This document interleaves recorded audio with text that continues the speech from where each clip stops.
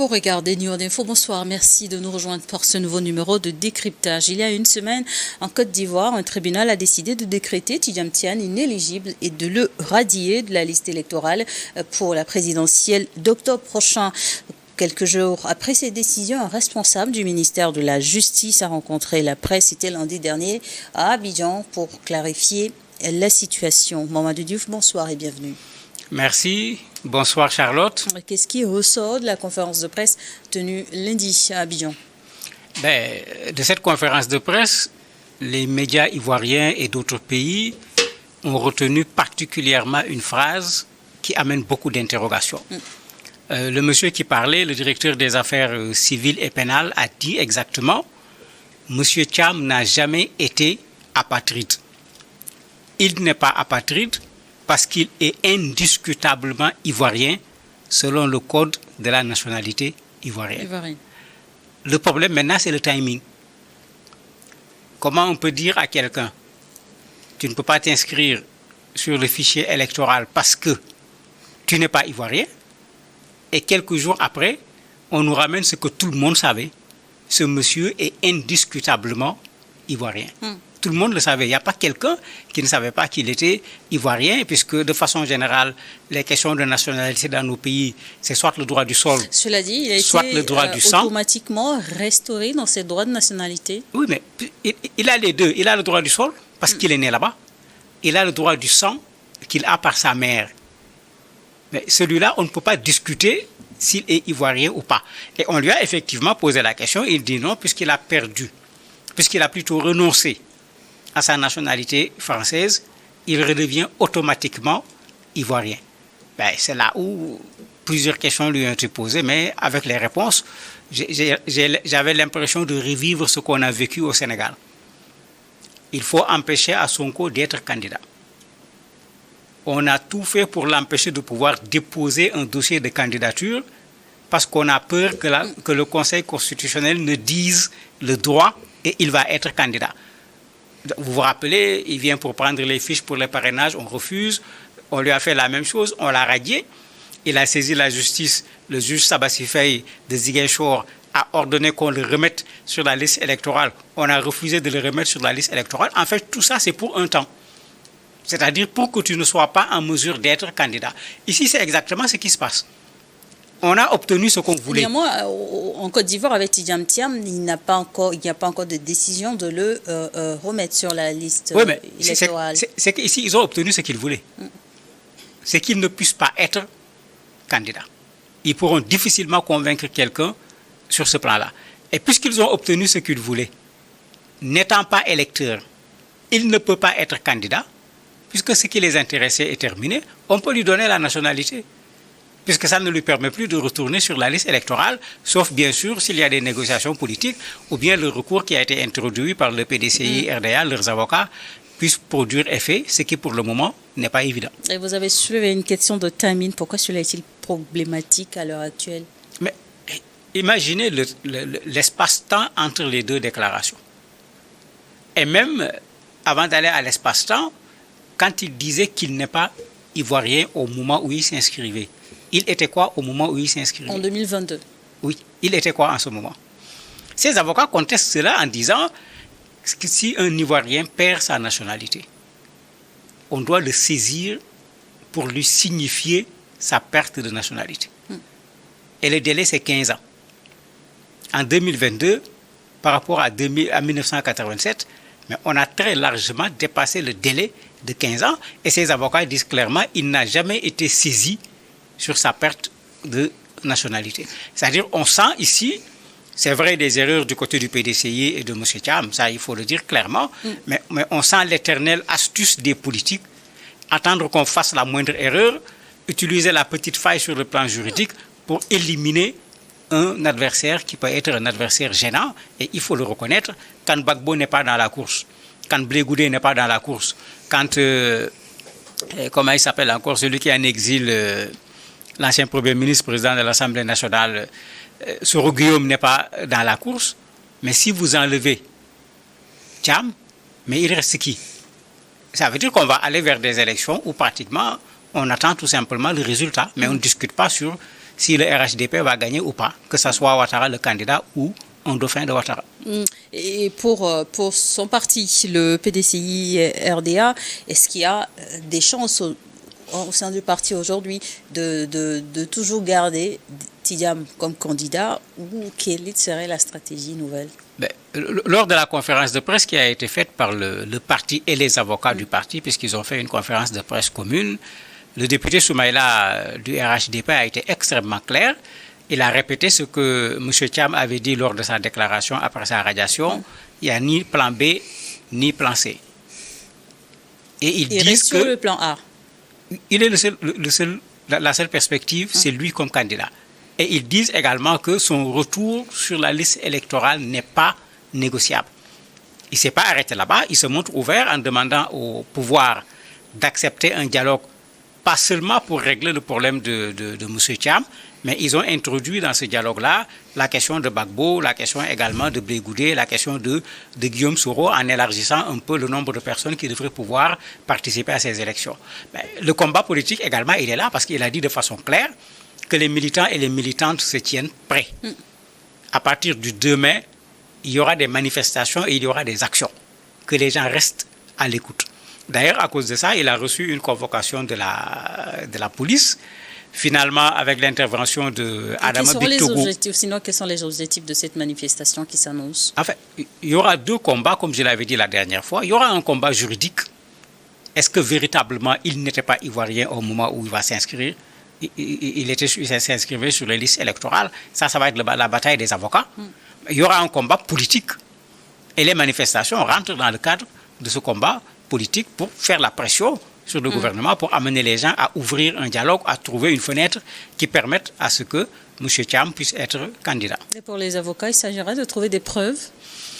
Pour les avocats, quand on les écoute, il y a tout le temps ces bizarreries que l'on voit en Afrique.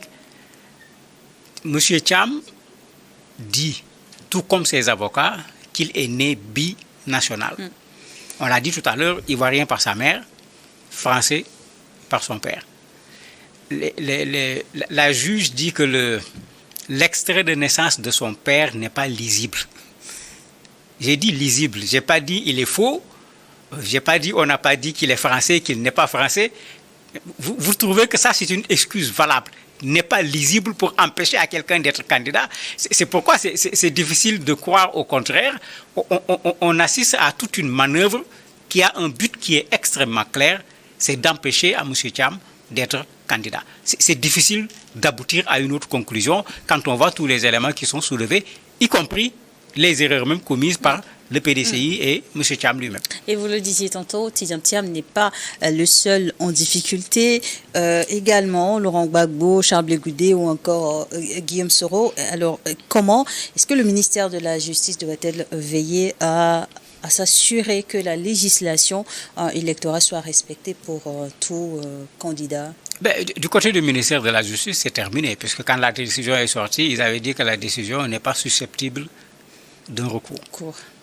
Donc il est clair que, en principe, de ce côté-là, il n'y a plus de discussion à faire.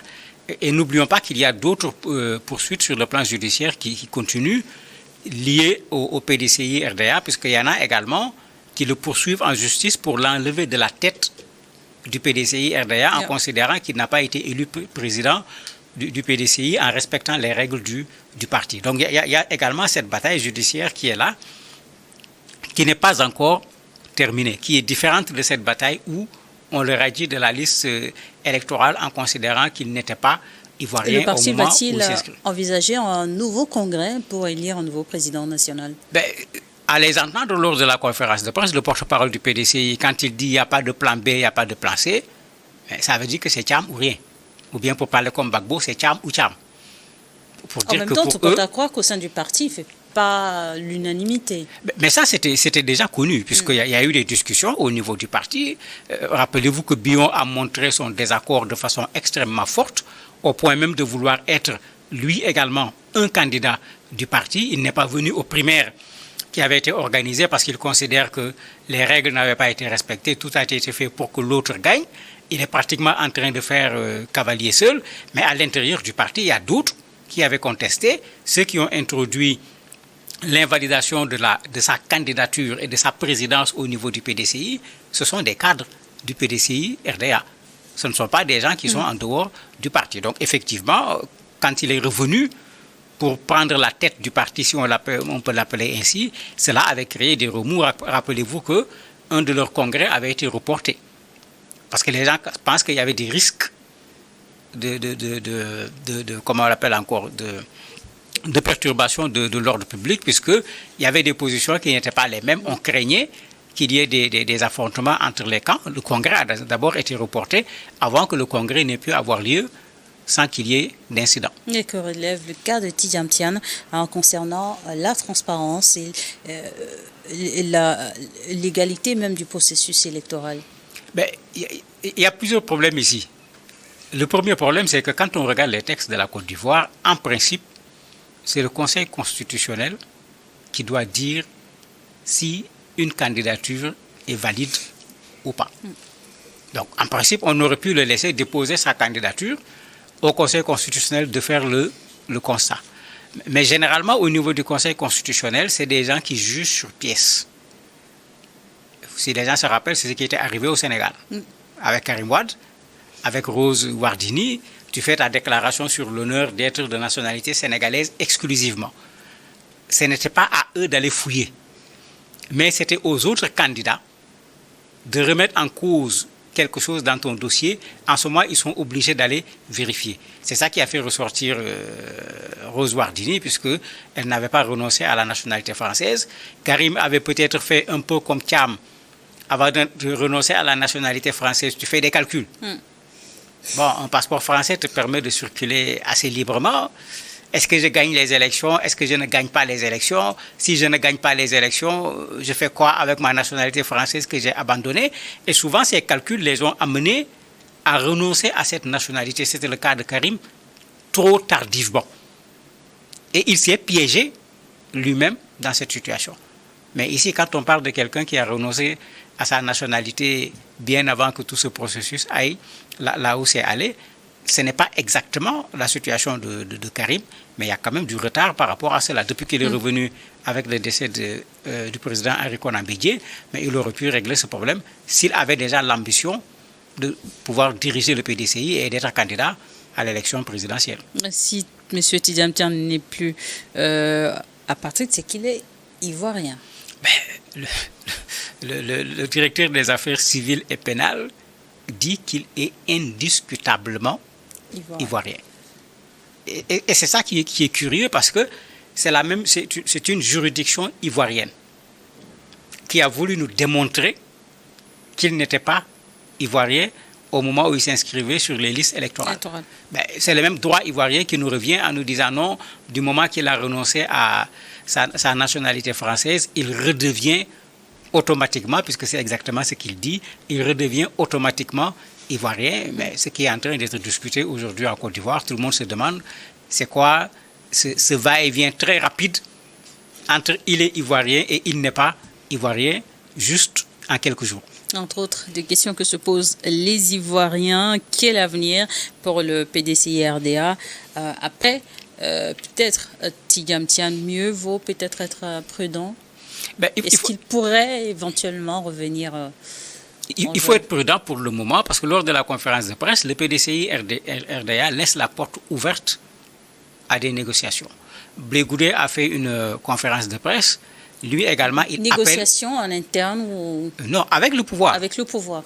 Blé Goudé a fait un appel à une négociation avec le pouvoir. Lui aussi, il est intéressé, parce que si on ouvre la porte pour Thiam, il pense qu'on ouvrira au moins la fenêtre pour lui, bien que les cas ne sont pas les mêmes. Ici, c'est des condamnations. Ici, il ne s'agit pas d'une condamnation en tant que telle. Ça ouvre la porte également pour Laurent Gbagbo. On a vu Gbagbo dire qu'il soutient M. Thiam. Si ces trois se mettent ensemble pour une mobilisation et une action politique, peut-être que cette action politique va ouvrir à nouveau de façon exceptionnelle les listes électorales pour inscrire les retardataires et en profiter, leur donner l'occasion de s'inscrire. Puisqu'en politique, surtout en Côte d'Ivoire, on a tout vu. Cela dit, si en politique, il y a possibilité de discuter, de négocier, c'est qu'il y a espoir. Il peut y avoir espoir, puisque vous avez plusieurs partis qui réclament cela. bien que le ministre de l'Intérieur a dit que comment on les appelle encore, le dialogue avait déjà eu lieu, puisqu'il y a eu un dialogue, et il considère que dans ce dialogue, tout le monde avait reconnu les institutions qui étaient sur place, donc pour lui, il n'est plus question de parler de dialogue. Mais bon, pour ceux qui connaissent les partis politiques, quand il y a opposition et pouvoir, on a toujours l'impression que les positions sont tellement tranchées que rien ne peut changer. Mais quand on n'est pas habitué, on est surpris de voir que ça change. Mais quand on est habitué, on n'est pas surpris de voir les choses changer en fonction du rapport de force sur le plan politique. Merci, M. Diouf. Merci d'avoir accepté de répondre à nos questions. Merci à vous également de nous avoir suivis dans Décryptage du jour.